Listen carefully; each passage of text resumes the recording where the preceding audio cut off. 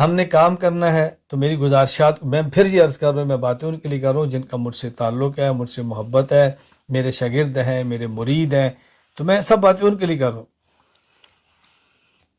اگر کام حق ہو، اللہ کے لیے ہو اور مسلسل ہو، اس کام پر اللہ کی مدد آتی ہے۔ کام حق ہو، اللہ کے لیے ہو اور مسلسل ہو، اس کام پر اللہ کی مدد آتی ہے۔ اگر مدد نہیں آتی، یا کام حق نہیں ہوگا، یا کام حق ہوگا اللہ کے لیے نہیں ہوگا، یا اللہ کے لیے ہوگا لیکن مسلسل نہیں ہوگا، حالات کے ڈر سے، مخالفت کے ڈر سے دل چھوٹا کر کے ہم بیٹھ گئے ہوں گے، ورنہ کیسے ہو سکتا ہے کہ اللہ تعالیٰ محنت کرنے والے بندے کی مدد کو رائیگاں فرمائے؟ ایسا نہیں ہو سکتا۔ اللہ کا دنیا میں نظام ہے کہ جو شخص جیسی محنت کرتا ہے اللہ اس کی محنت کا نتیجہ اس کو دنیا میں دیتے ہیں۔ کفر کی محنت کرے گا تو کفر نتیجے میں آئے گا، ایمان کی محنت کرے گا ایمان نتیجے میں آئے گا۔ اگر ایک چور اپنا دماغ لڑائے گا کہ میں نے چوری کیسے کرنی ہے، اس پر چوری کرنے کے راستے کھل جائیں گے۔ اور اگر ایک چور کو پکڑنے والا محنت کرے گا کہ میں نے چور پکڑنا کیسے ہے، اس پر چور پکڑنے کے راستے کھل جائیں گے۔ میں نے کہا جب دنیا میں دین کے چور اور دین کے ڈاکو وہ محنت کر رہے ہیں، ان پر ڈاکے کے راستے کھلے ہوئے ہیں، ہم ان ڈاکوں کو پکڑنے اور ڈکیتیاں بند کرنے پر محنت کریں گے تو اللہ تعالیٰ ہمارے اوپر ان ڈکیتیوں اور چوریوں کو پکڑنے اور بند کرنے کے راستے کیوں نہیں کھولیں گے؟ دنیا میں خدا کا نظام ہے کہ جو بندہ جس میں محنت کرتا ہے اللہ اس کو دنیا میں اس کے اوپر کھول دیتے ہیں۔ باقی اگر حق کے لیے ہے تو اجر دیتے ہیں، حق کے لیے نہیں ہے تو زجر ہے، حق کے لیے ہے تو ثواب ہے، حق کے لیے نہیں ہے تو عذاب ہے، باقی تو موت کے بعد ہوگی۔ آخر دنیا میں کافر بھی تو محنت کرتے ہیں نا، بد عقیدہ بھی تو محنت کرتے ہیں نا، بد عمل بھی تو محنت کرتے ہیں نا، ہم کیوں نہیں کرتے؟ اللہ پاک نے کتنی پیاری تعبیر اختیار کی ہے، میں کیسے آپ کو سمجھاؤں اور میں کس درد کے ساتھ یہ بات عرض کروں، کیا الفاظ لوں۔ اللہ تعالیٰ قرآن کریم میں کیا فرماتے ہیں؟ اللہ تعالیٰ فرماتے ہیں فَإِنَّهُمْ يَعْلَمُونَ كَمَا تَعْلَمُونَ وَتَرْجُونَ مِنَ اللَّهِ مَا لَا يَرْجُونَ۔ دیکھو کفر کی محنت میں اگر وہ تکلیف اٹھاتے ہیں تو تم اسلام کے لیے تکلیف اٹھا لو گے تو کیا ہے؟ وہ بد عقیدگی کے لیے محنت کر رہے ہیں اور دکھ اٹھا رہے ہیں، تم صحیح عقیدے کے لیے محنت کرو اور دکھ اٹھاؤ، نتیجہ وَتَرْجُونَ مِنَ اللَّهِ مَا لَا يَرْجُونَ۔ تمہیں خدا سے وہ کچھ ملنے کی توقع ہے جو اس کافر کو اللہ سے ملنے کی توقع نہیں، وہ پھر بھی لگا ہوا ہے۔ آپ کیوں نہیں کرتے؟ آپ کیوں نہیں کرتے؟ ابھی چند دن قبل کی بات ہے، مجھے ایک ساتھی نے میسج کیا، یعنی ہندوستان کے سید سلمان ندوی، انہوں نے حضرت امیر معاویہ رضی اللہ تعالیٰ عنہ اور صحابہ کرام رضی اللہ عنہ کے بارے میں کس قدر غلط باتیں کی ہیں۔ مولانا ذرا دیکھیں اس کو، ذرا سنیں اس کو، بڑی کڑن کے ساتھ کہا سنیں اس کو۔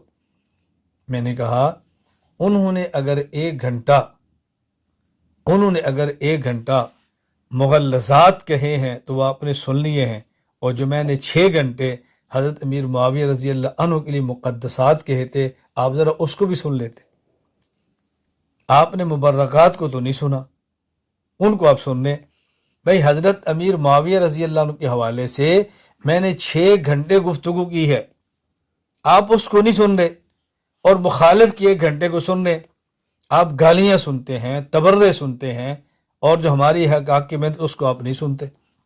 اس کا میں کیا علاج کروں؟ جو کچھ اعتراضات سلمان ندوی نے کیے ہیں میں نے ان تمام اعتراضات کے جواب دے دیے ہیں۔ جو اعتراضات صحابہ کرام کی ذات پر کیے جا رہے ہیں میں ان کے جوابات دے چکا ہوں، ان کو پڑھنا اور سننا آپ کا کام ہے۔ آپ کیوں نہیں پڑھتے اور کیوں نہیں سنتے؟ میری بات آج آپ بڑے درد کے ساتھ میں کہتا ہوں، سن لیں۔ میں یہ بات ضمانت اور گارنٹی کے ساتھ کہتا ہوں، کوئی ایک شخص یہ طے کر لے کہ اس نے 1 سال تک میرے بیانات کے علاوہ کوئی اور بیان نہیں سننا، تسلسل کے ساتھ 1 سال مجھے مختلف موضوعات پہ سن لے، اس کے بعد دنیا جہان کا باطل اس کے سامنے کھول کے رکھ دینا، اگر وہ گمراہ ہو جائے، پٹری سے اتر جائے تو مجھے بتانا، اتر جائے تو مجھے بتانا۔ ابھی 4 دن قبل کی بات ہے، مجھے کراچی سے ایک جید عالم کا فون آیا اور ویڈیو کال ہوئی۔ مجھے ان نے کہا کہ مولانا میرا ایک دوست ہے دبئی میں، انہوں نے کہا اس دوست نے ان سے کہا کہ میں 8 رکعت تراویح کے بارے میں کچھ بات آپ سے پوچھنا چاہتا ہوں۔ تو مجھے مولانا صاحب فرمانے لگے کہ میں نے اس اپنے دوست سے کہا کہ میں یہ لنک بھجوا رہا ہوں، آپ 20 رکعت تراویح پر ان کا مکمل بیان سن لیں اور اس کے بعد پھر مجھ سے رابطہ کریں۔ کہا جب انہوں نے 20 رکعت تراویح پر بیان سنا تو پھر میں نے پوچھا بتاؤ، اس نے کہا میرے سارے شکوک و شبہات ختم ہو گئے ہیں، میں حیران ہوں کہ ہم کس چکر کے اندر تھے۔ اس نے کہا بھائی میں یہی کہتا ہوں آپ ہمارے حضرات کو سنو تو صحیح نا، سنو تو صحیح، خدا کے لیے اللہ سے ڈرو۔ آپ کیوں سنتے ہو ان لوگوں کو، کیوں سنتے ہو؟ ہر وہ شخص جو اعتراض کرتا ہے تم سننا شروع کر دیتے ہو۔ میں ابھی چند دن قبل کی بات ہے، ایک مجلس میں تھا تو اس میں تقریباً کوئی 15-20 لوگ بیٹھے تھے۔ ایک بندے نے اعتراض کیا آج کل کے یوٹیوبر پر جو بہت ساری باتیں غلط کہتا ہے اور اہل سنت کے عقائد کے خلاف کہتا ہے۔ مجھے کہنے لگے مولانا صاحب آج کل اس کو لوگ بہت سنتے ہیں، آج کل اس کو لوگ بہت سنتے ہیں۔ میرے ساتھ جو بیٹھے تھے میں نے کہا بھی تو کھڑا ہو اور یہ شلوار اتار دے تو آپ مجھے دیکھو گے یا اس کو؟ کہا جی سارے اس کو دیکھیں گے۔ میں نے کہا کیوں؟ یہ بہت اچھا ہے، اس لیے کہ اس نے شلوار اتاری ہے تو سارے اسی کو دیکھو گے نا۔ اور بھائی جس نے بکنا شروع کر دیا ہے، بھونکنا شروع کر دیا ہے، لوگ اس کے پیچھے دوڑیں گے۔ یہ کون سی کمال کی بات آپ کہہ رہے ہیں؟ چھوڑیں ان باتوں کو، ہم اہل حق ہیں اور حق کو اللہ کے لیے تسلسل کے ساتھ بیان کرتے رہیں گے۔ یہ بات آپ ذہن نشین فرمائیں۔ میں نے اس لیے کہا کام حق ہو، اللہ کے لیے ہو اور مسلسل ہو، اللہ کی مدد اترتی۔